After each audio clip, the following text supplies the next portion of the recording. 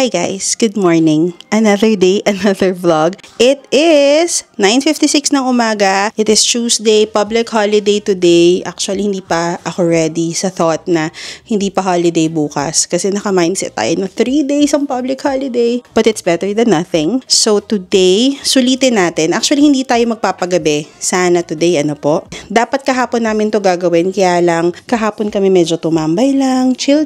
And then nag-asikaso nga ng documents for the visa application nila, Parentals and Sky. So for today, mag-breakfast tayo sa JBR sa Chipotle kasi nagki-crave kami ng Chipotle. And then next, we're going to Karama. Lagi niyong tinatanong kung saan ako nagpapagawa ng alahas or nagpapa-repair or something. So, dadalhin ko kayo, papakita ko sa inyo kung saan kami nagpapa-repair ng alahas. And since nasa Karama na din, papa-haircut na lang din ako, papatrim. Papatrim kasi yung dulo ng buhok ko hindi ko na gusto, sobrang dry na niya. Siguro some errands here and there, pero ayun nga, mag-aasikaso na din kasi kami ng balikbayan box. We need to send it out this week.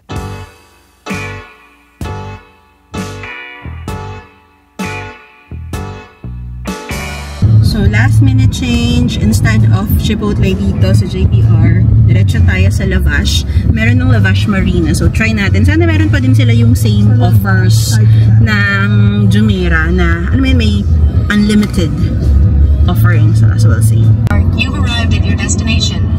So, dito tayo sa Marina Promenade nag-park. 20 dirhams per hour. Sabi, mahal.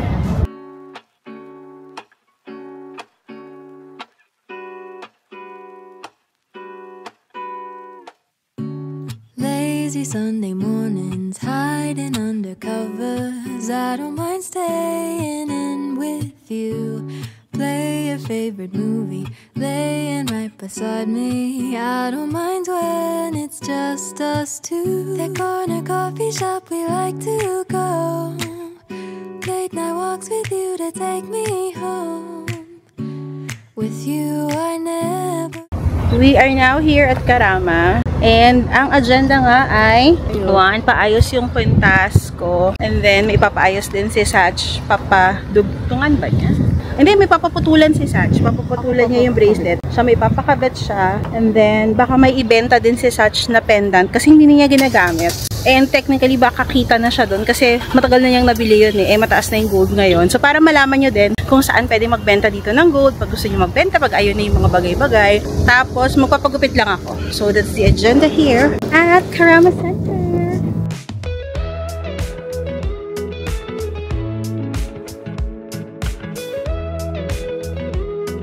Ayan ang Karat World. Oh, may tabi daw ang Karat World dito. Sa online, dyan ako din bumibili sa Karat World. Ayan, dito tayo sa Promise. So, ganyan yung gusto kong ipagana. And then, ito yung meron ako. Basta yan. So, si Sach mabibenta niya yung pendant kasi kita na siya doon. Ako kasi, hindi pa kita para gusto ko sanang ibenta. So, patagalin natin. Para kahit paano kumita naman tayo. So, dito to sa Mint, hindi sila nanghihingi ng resibo. Pero syempre, kailangan nyo na Emirates ID. So, if you want to dispose some of your gold items, punta kayo dito. So, mga waiting lang ng 1 year, kikita din talaga kayo, lalo na ngayon ang bilis tumaas ng gold. I earned 100 almost after maybe a year or less. Yung napagbentahan?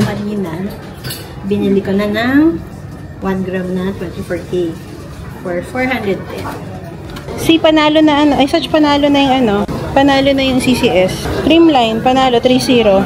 Si CC, yung bracelet niya na ayaw na niya, 7 grams. Kumita na siya ng magkano 500. 450 dirhams. So, mga 2 years ago, kailan yon? Binili yan ni CC September 2023 kasi nakita ko siya dun sa Jewel Souk. Ang binili niya dun is 1 for something. Ngayon, nabenta niya ng 1,910. So, less than 2 years, kumita na siya ng almost 500 dirhams. At nagamit pa niya yun! Meron akong gustong dome na hikaw. Titingnan ko siya sa Karat World. Kasi kanina sa online, muntik na akong mapamain eh. Pero gusto ko kasing malaman yung kung ano maganda between that na sizes. Kung meron dito. Sa Karat World. Oh, ito matibay. Yung isa yung heart yung nakalawin. Finish na.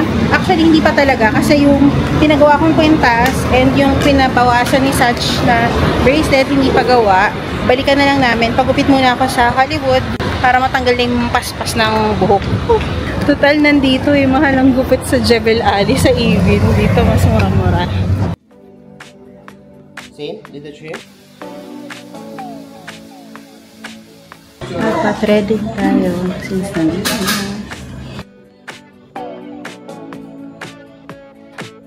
Ay lang, ang bilis lang namin. Anipis kasi talaga ng buhok ko. Grabe, hindi ko na alam kung anong gagawin ko dyan. Si Sach nagpagupit lang din siya. Nagpapagupit siya usually kay Verhel. Doon sa second floor. Ang tagal kasi namin hindi na nakabalik dito sa Karama. Lalo na ngayon laging traffic. Para dayuhin pa yung Karama, diba? Para sa mga ganitong errands. Kaya pag nandito na, go. So late niyan. Verhel, mag-vlog ako. Ha? Mag-vlog. Ayan si Verhel. Tagal naman din nagpapagupit dito ni Sach. Ayan. Nagpagupit din ako. Mas nauna pa ako natapos sa'yo. Iba din. Ayan, si Verhel. Pagupit kayo dito. Shout out, guys. Yeah, shout out daw. Welcome to my vlog. Highlight daw ng punta niya. Nakapagpagupit siya kay Verhel. Ayan. Kunin na namin yung pinagawang alahas.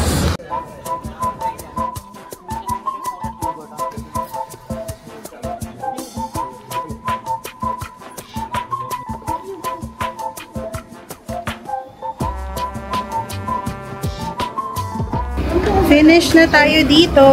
And saan pa tayo pupunta? Saan tayo pupunta? Uwi na ba? Day to day but not Karama. Day to day lang sa dati mo office, parang binili na kahalaman. Oh, sige. Pwede rin. Day to day daw sa Altus.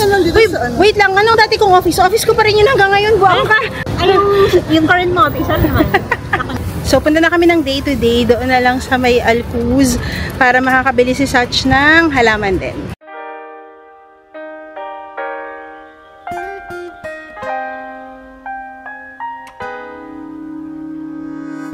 Dito na tayo sa day-to-day. So, dito lang to sa may Alcuz area. Kasi meron silang tinitinda dito na halaman. And sabi ko kay Sach bumili ng halaman para sa bahay. Kasi namatayan kami ng halaman. Yung halaman namin dun sa banyo. Ayan na, may mga halaman dyan. Ayan o, meron dito mga halaman. For sure, hindi naman talaga dito yung cheapest. For sure, meron pang mas ibang places na mas mura. Kaya lang, ito na kasi yung convenient na area for us. So, kino-compensate namin yung a little bit extra premium ng bayad versus dun sa travel namin sa kung saan man makakabili ng mura. Ang cute ng sunflowers! Ito, money tree daw yan. 30. Mother. Ayan, 30. Ayan o, hydrangea daw ang tawag. 89, ayan o na 89. Ay, parang pabukas. Magkano? Green Congo pala siya. Green Congo. At least tama ako ba? May Congo.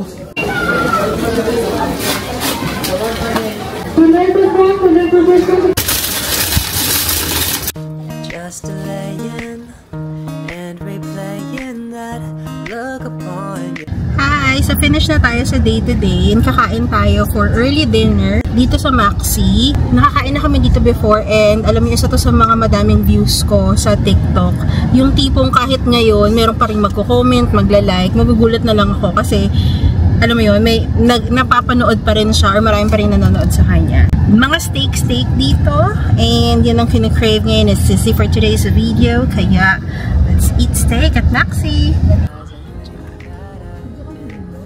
So, we are now here at Maxi. Dito lang ito malapit sa may metro. May mga South African grocery and restaurants dito. And isa yung Maxi sa masarap na parang for me international cuisine. And okay naman yung pricing niya. Pati na din yung portion niya. So, let's go. Kain tayo.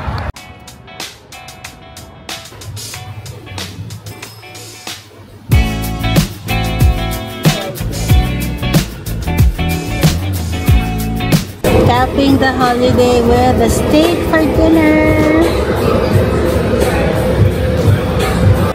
Isa kasi.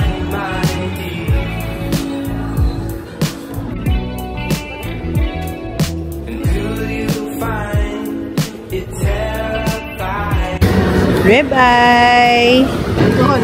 Angus. Para sa dalawang bowl mga. 20 yan? Oo. Isa lang yan? 20 lang. Try tayo ng bone marrow. Hindi pa ata ako nakakain ng bone marrow earlier.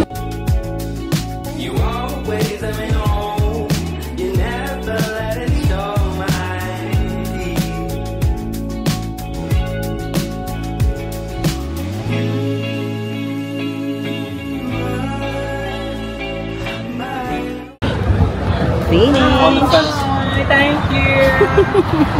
Busog na busog and mali na naman kami ng order eh. Natuwa na naman kami masyado. So in total na order namin 3 orders ng steak. Dapat talaga 2 lang yun. Kasi kasya naman na yun sa amin. Pero masyado kaming natuwa.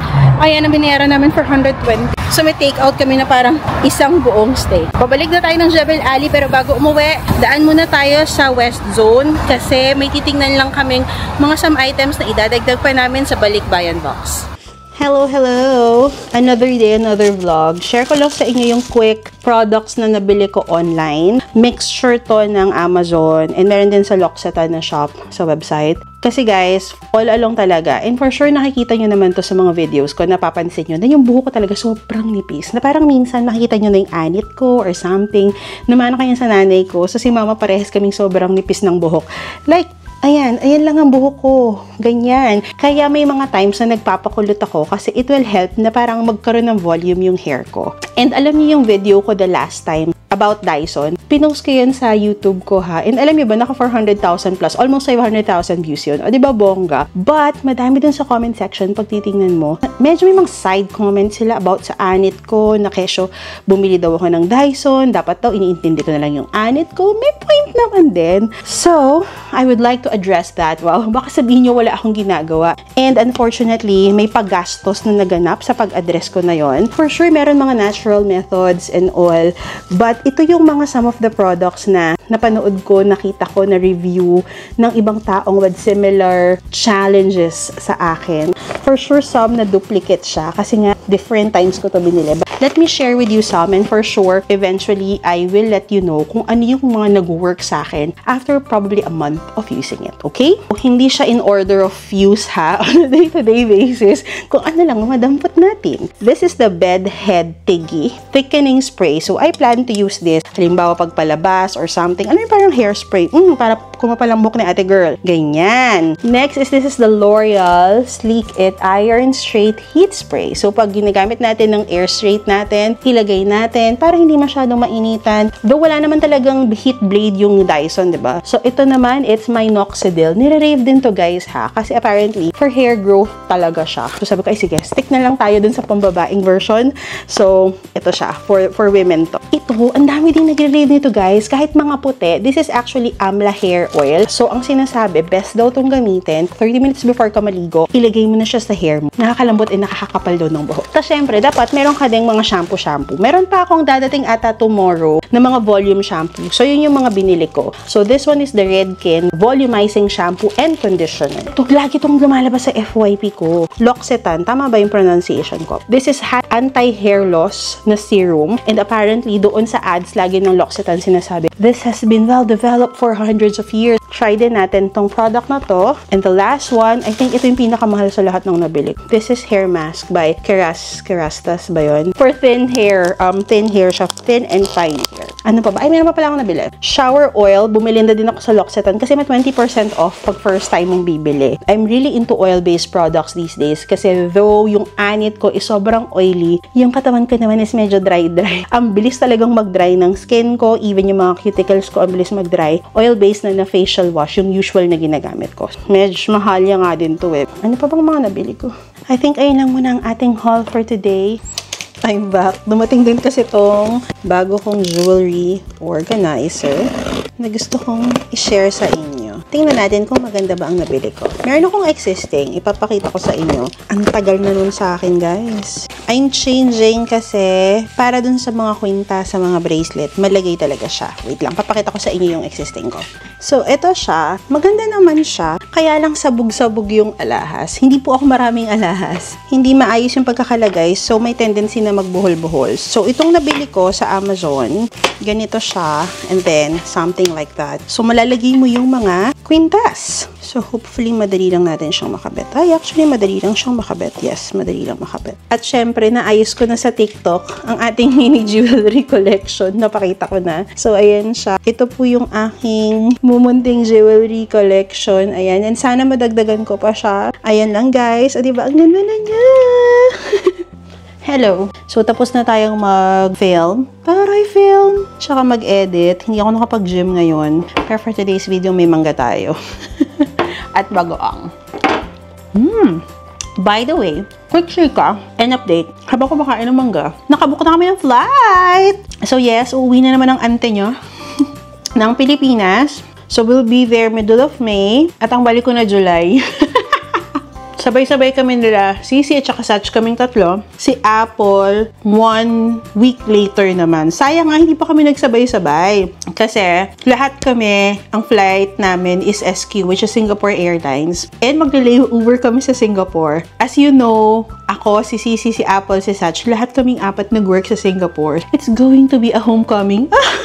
Meron kasi kaming pamangkin doon, sa father side, yung kasama din namin before. Pamangkin as in, anak siya ng first cousin ko levels. Ganon. So, doon pa rin siya sa Singapore nag-work and na-inform na namin siya na pupunta kami. So, tinatanong na niya kami kung anong mga food. Kasi yun naman talaga yung excited kami about it. Yung papunta namin, 11 hours yung layover namin. Dadating kami ng 8 a.m. And then, flight namin pabalik ng Manila would be in the evening. I think 7:30 ng gabi. So, technically, mag-breakfast kami, magla-lunch kami, mag-merienda kami, or early dinner kami sa Singapore. Yon ang itinerary agenda. I think the last time I was in Singapore, for a business trip pa yun, probably 2017, 18, ganyan. Or mga 2018. 7 years ago. Pabalik, overnight kami sa Singapore. So, we'll arrive. 4 p.m. kami dadating sa Singapore. And then, flight na namin the next day would be mga 4 p.m. din. Mga 24 hours kami sa Singapore. So, excited kami sa lahat ng food trip. And as of today, wala pang balita sa aming Japan visa. Hopefully, this week, lumabas na yung result nung kay Apple. And kami naman next week. And for sure, mauubos ko tong manggang to. Another chika. Nung nagpunta pala ako sa doctor the last time, sabi nung doctor ko, mag-skip muna ako ng Mounjaro para ma-maximize ko yung benefits. Kasi nga, nandun na naman ako sa nagpa-plateau na naman ako. So, sabi niya sa akin, mga 1 to 2 weeks. So, baka ako ang gawin ko mga 2 weeks ako magsa-stop ng Mounjaro. Tingnan natin ang susunod na kabanata. Morning, Sachi! Morning, Sachi! Morning.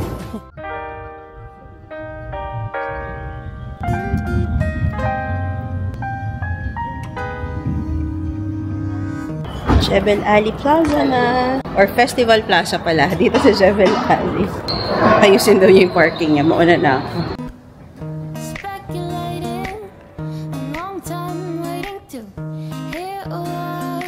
Finish na tayo magpa-blood test. Kumuha na din ng urine. So, we're going home kasi nag-prepare si Sisi ng breakfast. So, meron tayong arroz caldo at mushroom soup. Ayan, sabi ko. Ay, sorry. Champurado pala. We are now home and si Sisi nga gumawa siya nung mushroom soup. Ni-recreate niya yung kinain namin sa Paul the last time. And meron din siyang champurado. Habang tayo nagubro ng coffee. Cream of mushroom. Tapos may actual mushroom naman din talaga. Thanks, sis.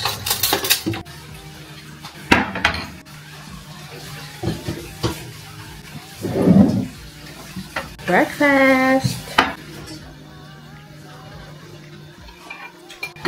Si parang mampol.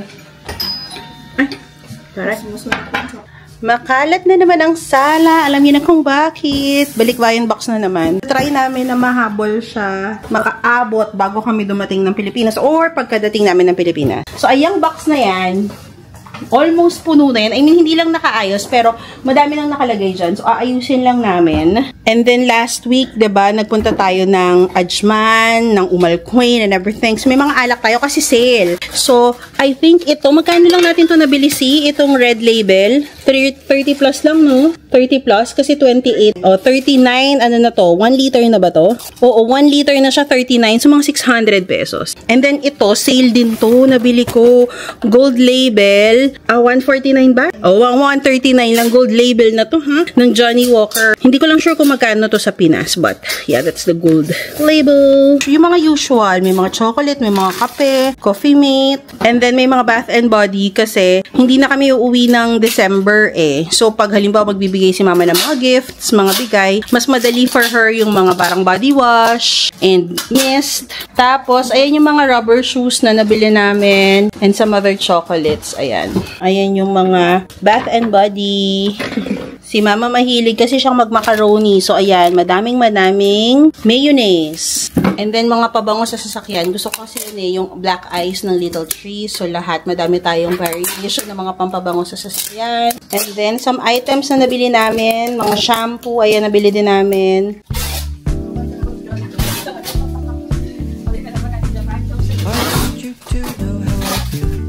So, ito talaga yung second box. Para sa mga ganyan, mga toiletries, mga laundry. So, meron tayo ditong Surf, 2.4 kg, 9.95 lang ata yung bili ko dyan. Merong Nido si Sisi na binili para kay Sky. As in, ang dami. Mahigit 10 ata, or 10. Kasi mas mura. Hindi ko lang na video, pero mga spam dyan, tsaka mga corned beef. Pati ito yung sobra.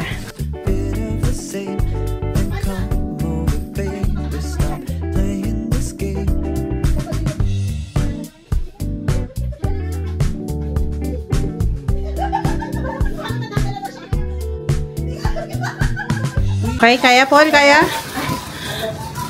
Huwag ka dyan humawag dito kabigilid.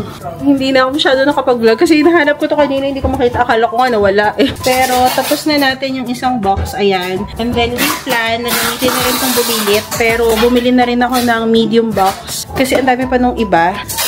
Pinapabalik-bayan din namin yung mga chocolate. Ano talaga siya natutunaw? Apple, ang laki. Laki ng balakang ni Apple. So, marunong ka na. Ayan. Kinukus na namin yung balik-bayan box na super jumbo. Ito na lang naman yung natira. Tsaka may mga bags. Tapos may onting damit. Ayun na lang. Hi! Pero sige, pwede kang mag-ingay. Ang aga pa, guys. Cheers! Gusto naman yung may visa na dyan! Hi, sana kami din next week. Lately, gusto ko piña colada. So, bumili ako ng shaker. Imili namin nun sa Adjman ba yun? O sa Umalquay? Bumili ako dito para sa anak ko din. Meron pa tayong mga paganyan. Oh. Okay, finish ang decorations. Tapos, meron akong coconut something. Syrup. Coconut syrup. Matamis na siya. Okay na naman. Wala ka ng talent, hindi kaya niya ako pwedeng Magpakita? Or maximum 15 seconds screen time. Pag-freeze. Then, shake natin siya. Ba't ininis? Kayo pong hatag mo?